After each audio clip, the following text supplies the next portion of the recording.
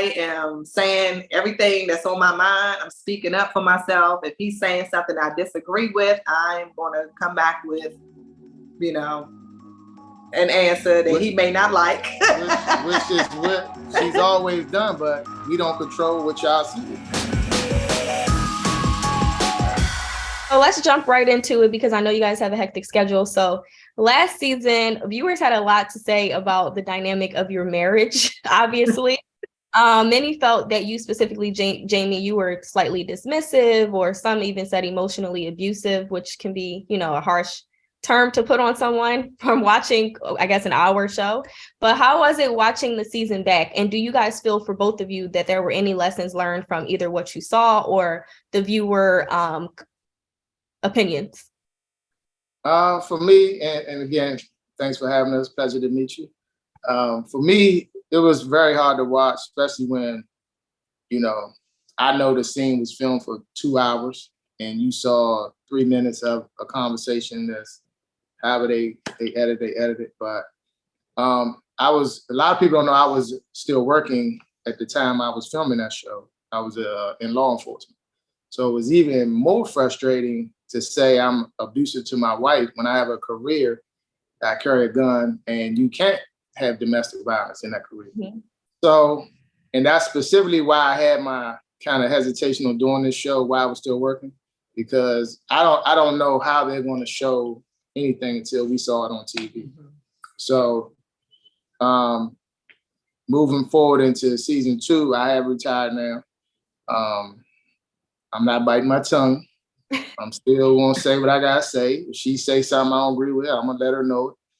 And it is what it is. I mean, we've been together 30 years. Married couples gonna argue. Like, in what world do you live in where we would never argue, never raise our voice, or like, this just don't make sense. It's not real. And we did our best to show the real. Like, we have disagreements and we move on. Our anniversary is in 2 days, 27 years. Yeah, just like Jamie was saying, you know, couples going to have disagreements. They're going to argue. But one thing for sure, Jamie has never laid his hand on me physically, ever. You know, we did see in season 1 where he did touch my face when we were out at the 𝐶IAA at a club with the other cast members. But I think they made it more than what it was because it was just a slight touch. And I don't even remember the touch on my face. That's how lightly it was. That's why. And I was like, and I don't even remember that because I was into the conversation. But for them to say that, you know, he is abusive towards me is just absurd. Like, he's not. He's very supportive. He's a great husband.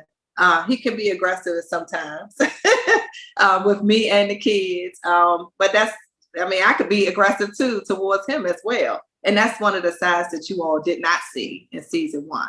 Season 2, I am saying everything that's on my mind. I'm speaking up for myself. If he's saying something I disagree with, I'm going to come back with, you know, an answer that he may not like.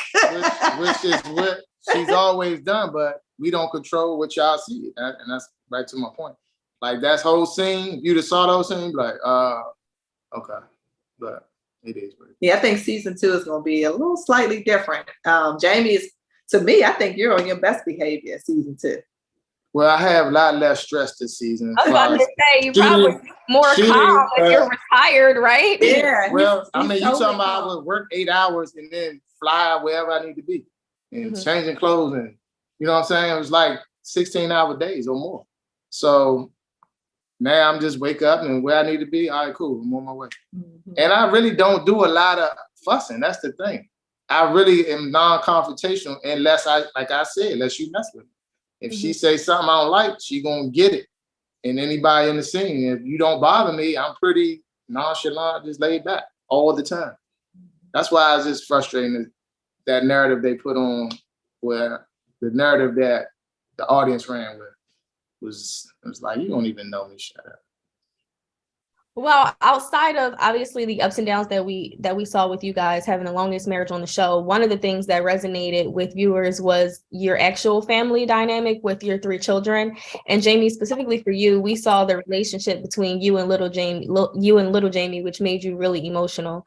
How do we as viewers see the progression of that relationship this season? Well, ironically, when we picked back up, he was back being him, and we weren't in the best place at the time. So it's gonna come right out the gate, right where we were at that point. As it keeps going, though, you'll see how we actually do a lot of meetings with professionals to actually dig deeper into our differences. And I really like that about the producers this season, where we dug into like my attitude, his attitude, and try to figure out how it clashes. Mm-hmm. Yeah. Their personalities are somewhat similar. It's like a roller coaster ride with them. One day they're, good, they're going out, they're having a great conversation, father and son, and then 2 days later it could be they're not speaking to each other. And it's consistently like that because they're so much alike. But like he said, season 2 is they're going to dig deep into their relationship. It's going to be a really good season as far as showing Jamie and little Jamie's bond and father and son situation. And also, just to piggyback on that, which I didn't know was I was in law enforcement and I was a detective for 25 years. So a lot of me preaching to him was not just from a dad. It was from, I've really dealt with people like this and people who with that lifestyle, where they end up.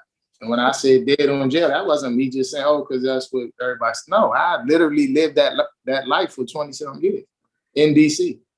And I saw him going right down that road.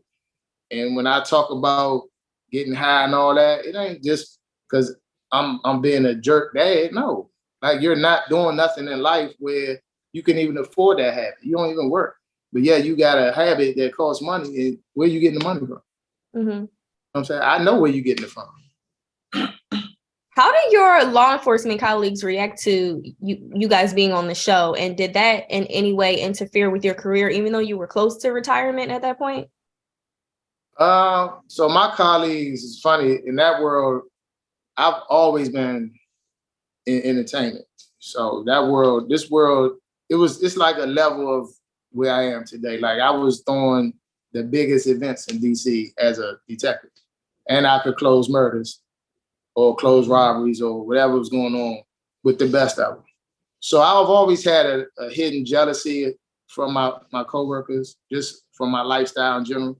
She's been successful, her life as well. So we had a out loud lifestyle. So, it's just the next thing. I could see you doing that. Man, I could see you doing TV. And as far as the actual job, I had no issues. I told them everything before, and I did the necessary paperwork. So I was covered. They were more so like, now that you gone, when I was leaving, they was like, oh, good. Now you can talk about the retiring and all that. I can't wait to see how that resonates with the audience.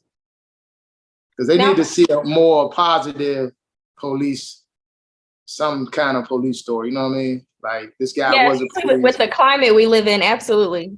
Yeah. Mm-hmm. So a lot of the chiefs I know, they were my supervisors, so I trained them. And when I was leaving, we had that conversation. It was like, man, I'm proud of you. I'm not gonna get on TV and bash the department, although I had a lot of tough days trying to get to the end. But I mean, who don't? So. Now for you, Erana, obviously we spoke about Lil Jamie. We loved watching Jason, who I feel is the true star of the show. Now, last season, he fought for more independence, and you really opened up about the role that you took in ensuring that he could get to that point and really taking on, I wouldn't say leadership, but more of an integral part in his care. And obviously last season, we saw him get into his program. How did him getting into the program change how did things change for you guys as a family, and how is he now? Jason is loving life, okay? He came home for the holidays and he was ready to go right back. So Jason has his own apartment. He has 2 roommates that he shares the apartment with.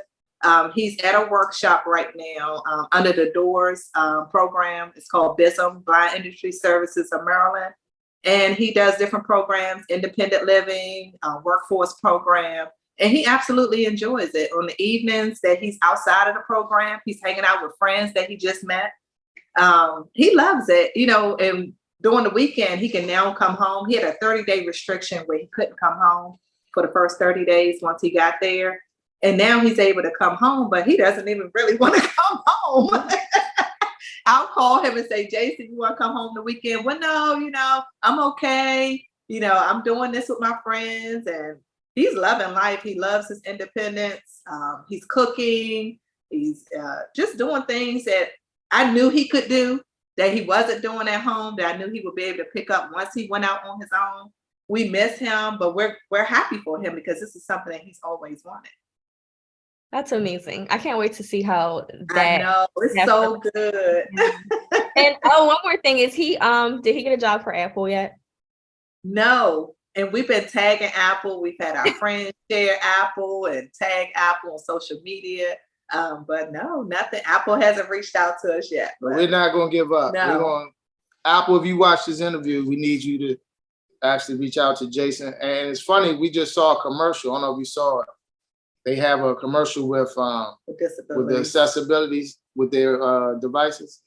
And one of the young guys who we all follow on social media, Matthew Whitaker, is vision impaired, and he plays the piano. Mm-hmm. And he's in the commercial. And I was like, this is the exact thing Jason wants to do. He wants to work with people with disabilities with these devices because he knows them like the back of his hand. Yeah. So we're going to keep trying. Actually try to reach out to Matthew's PR folks and how they even connected with Apple. Well, we will put that into the universe over here at Pop Culture. And before we let you guys go, obviously you guys have two new additions to the show in the absence of the Samuels. So in terms of where you stand with the group, what was your take on the new couple, Joy and Clifton? How is your relationship with Winter, Erana? And what was your take on the Samuels' exit? So Joy and Clifton are good friends of ours. They were good friends of ours before the show. So we actually referred them to be on the show with us. So they're absolutely amazing. They're actually going to be celebrating our anniversary with us here in Mexico in the next couple of hours. So we're looking forward to having them. But they're great. You guys are going to enjoy them as being new additions to the show. So get ready for that. They have a really great story. As far as me and Winter, child. I guess we'll have to watch. Continue. Stay tuned. I can say that. Just stay tuned for Winter and I. And Sherelle and Alfred Duncan are also friends on the show as well. And they're also a great addition to the show. They're coming on as friends of Ashley and Quicksilva. Well, it was a pleasure speaking with you both. Congratulations on everything. Happy anniversary, and good luck with the rest of your junket this afternoon. Congratulations on season 2. Obviously, we're missing 2 of our cast members from the first season. So how do you guys feel, if any, that the exit of Chris and Monique Samuels impacted the group or the dynamic? I think that with them leaving, of course, it changes the dynamic from the first season. Mm-hmm. But honestly, where we are in the second season, it honestly feels like a brand new show. When people leave and people come, they either can bring in a, fresh air or not.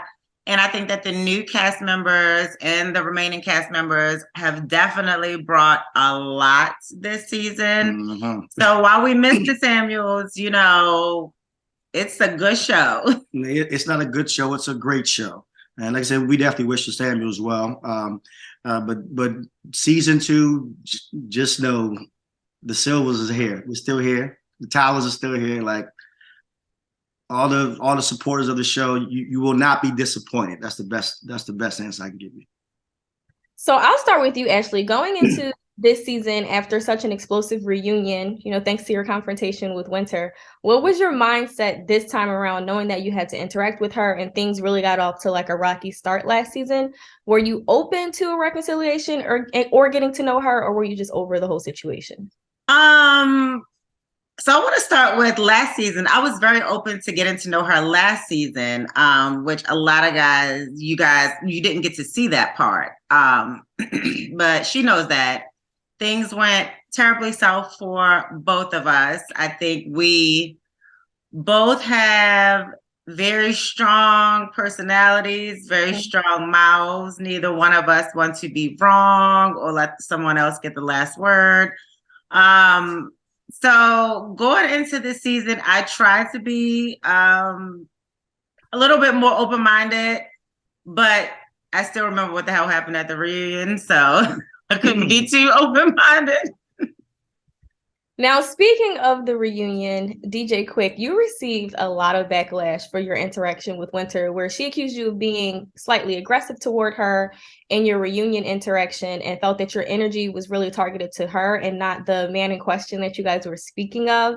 Now that you've had time to reflect on that, do you understand where her or viewers may come from, or do you feel as if they were misguided in the way that things were kind of chopped together? I think a combination of both, honestly. And I got to say kudos to Carlos King and to the production team, because they made it very clear when I said it and they put it in captions. I am not talking to Winter. So a lot of the people that were upset, they see what they hear and they hear what they see. I literally started off by saying, I'm not talking to Winter. But the people who were so upset, he's talking to Winter. I mean, I literally started by saying, I'm not talking to Winter. So I understand that I would never verbally abuse any woman, whether I like her or not. So all my energy was 1,000% not towards her at all. It was 1,000% towards the guy who had said some things about me and my wife, which I stand on. That I don't apologize at all. If any man disrespects me and my family, you get the smoke. So if anybody's upset about that, you can be big mad. I really don't care, because I'm going to defend myself and my wife no matter what. But I do, I won't say I apologize. I do understand where some people's frustration was, because it might have looked like I was giving that anger towards Winter, which I was not. So for the people that were upset about it, if they rewatch it, but a lot of times when someone's a fan of somebody, a lot of the people that were upset were fans of Winter. And one thing I want to give kudos, even though Monique is not coming back on the show this year, when that whole tweet went out, I was so excited to see Monique. Literally, she was the first one to respond. I didn't even see it, the backlash. And I guess Winter must have tweeted something.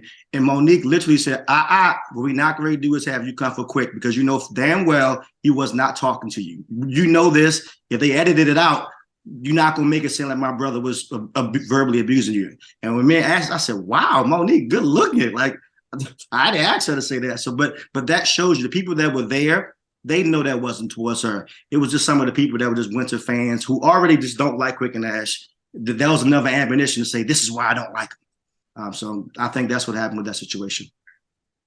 So last season, we saw Quick struggling to balance work and family life, or just take a rest from work due to, things that may have been going on with your health.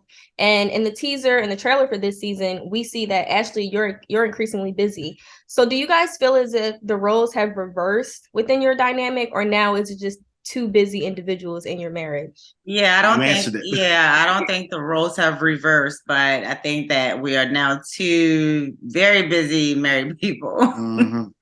Yes. And continue. I'm sorry. No, go ahead. And we saw in the trailer as well that you had sort of, an emotional moment where you were saying that you didn't really feel as if you were even able to take in all of the moments that were happening because you were so busy. How have you learned to try and create balance and to enjoy the moments while you can, as your star is rising on the, I think that balance is probably the most overused, overrated word. I don't really think that there is such thing as balance. I think that you have to give 110% to whatever is the most important thing at that time. And I'm just trying to learn when my 100% needs to go here and here or here. Mm-hmm. So that's where I am now. And how would you guys say that this season, you teased it a little bit saying that this season is great, but how excited are you for viewers to get to know more of who you guys are individually and as a couple? And what are you most excited for viewers to see this time around? That is my excitement, is that, we were a new show, trailing off of Huntsville. Yeah. So last season, people were introduced to us. They were introduced to all the cast members' personalities, a little bit about our families, a little bit about us.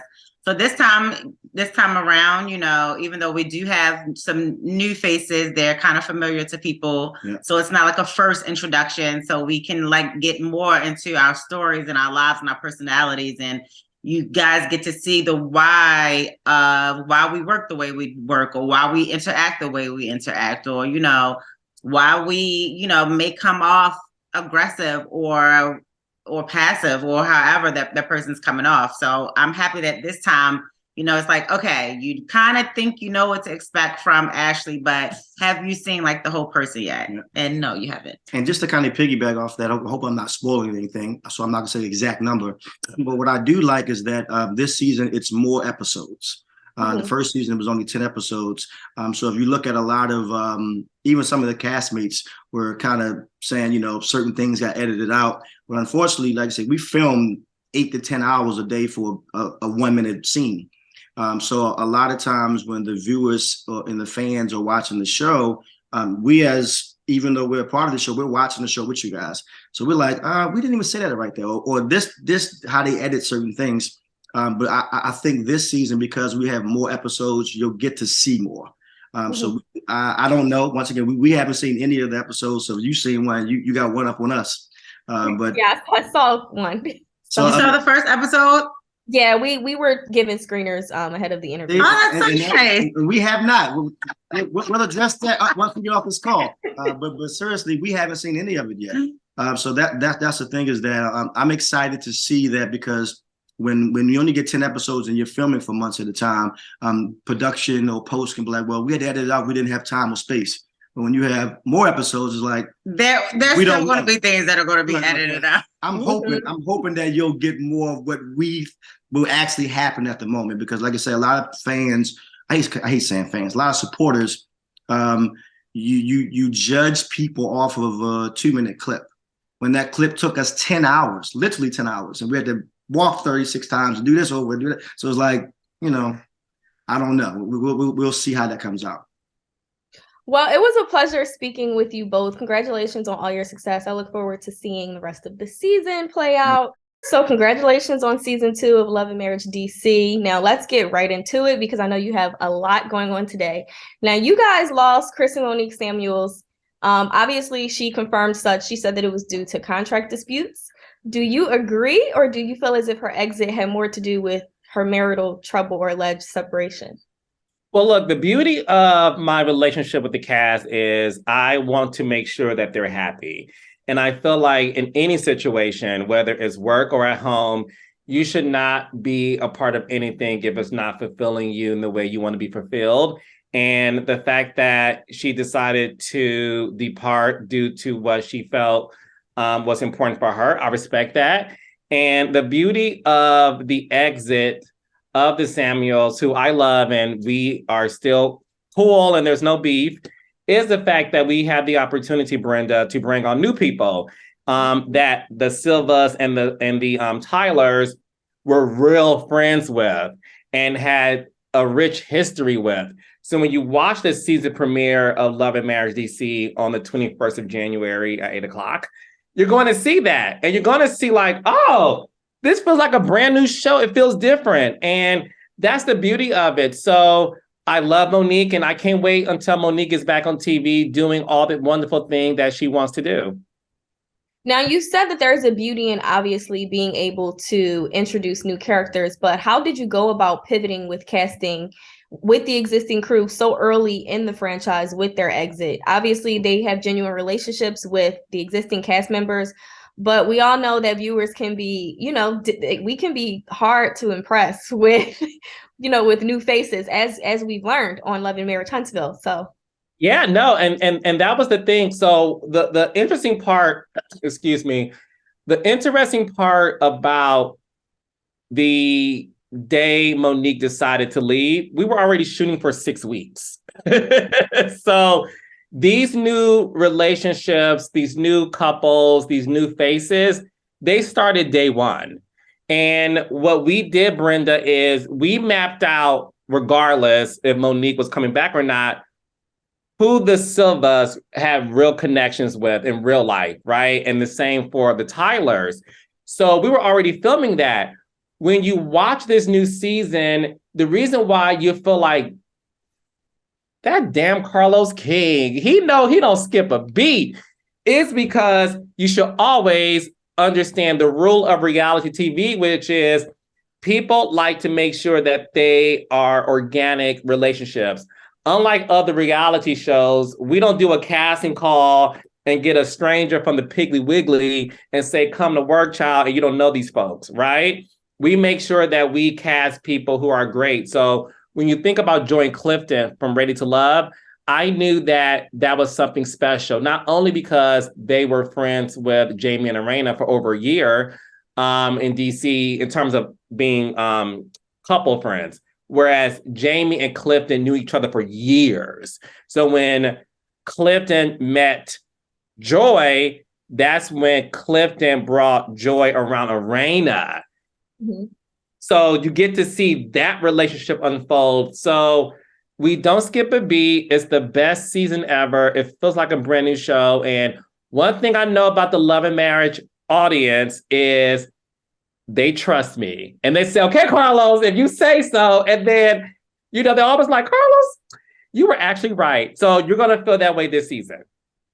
Okay, well, I hope that you're right. So another returning face is Winter. Now, we didn't know at the end of the season if she would return because it was such a contentious reunion for her, but fans of the show are excited about her return. But where exactly does she fit in with the group after having such a rough season and sort of being on the outs with the rest of the cast?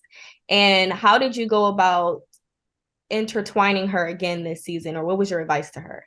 Yeah, so again, the beauty of this franchise is we only talk to people who have real connections. So we have a friend to the show named Sherelle and her husband, Black, and they are one of the pillars of DC nightlife.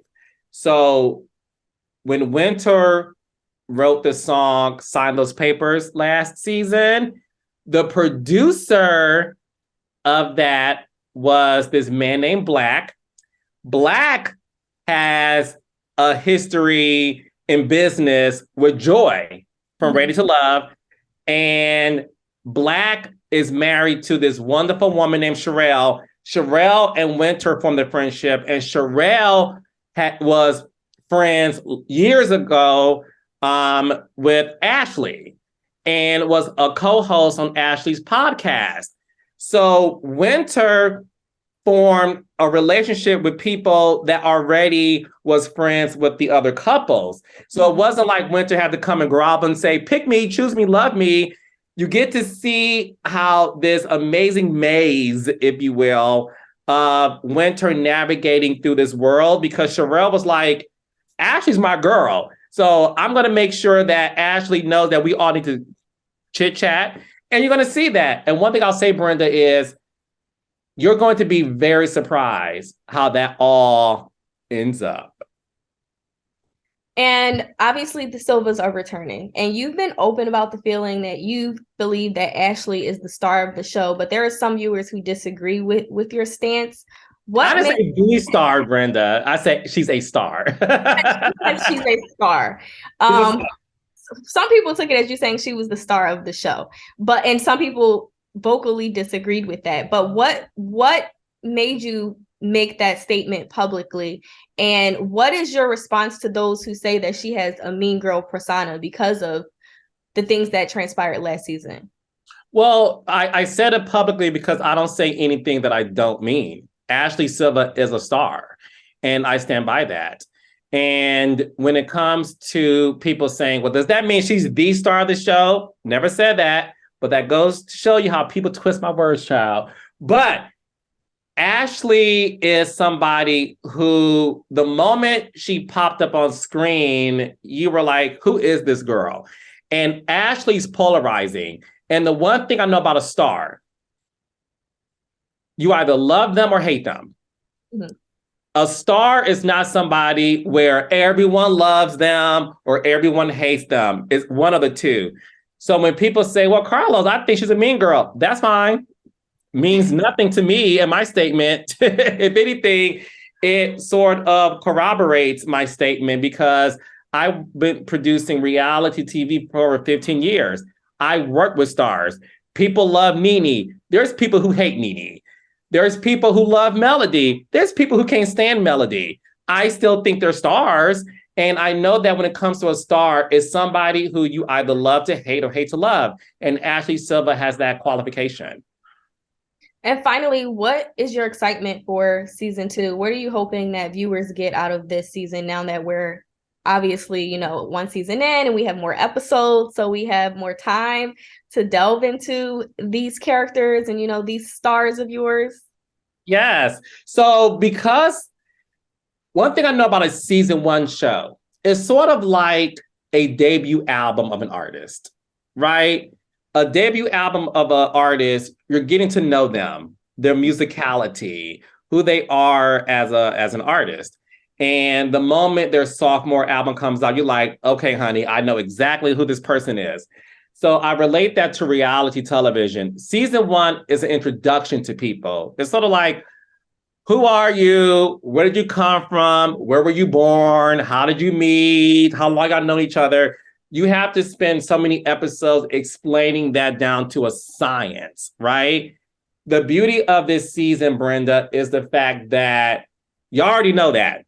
So we're getting right into it. And in the premiere episode, we are diving right into how the cast is reacting to what's happening in the press with the Samuels, because that was happening in real time and I followed the reality. It wasn't like we did a pickup scene, child. That happened in real time.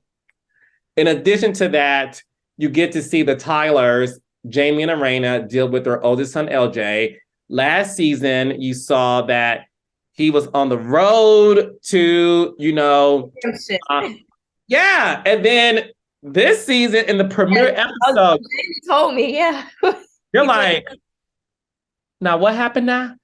And then you get to see how that travels through the rest of the season. So Love and Marriage DC season 2 feels like a brand new season. New faces, new drama, new connections, new dynamics that all equals to an amazing season. Well, Carlos, it's always a pleasure speaking with you. I'm forever a raindrop. And yes, Brenda. Congratulations again on this season. We will be watching, and, you know, I'm always looking forward to seeing what you do next. So thanks for entertaining us.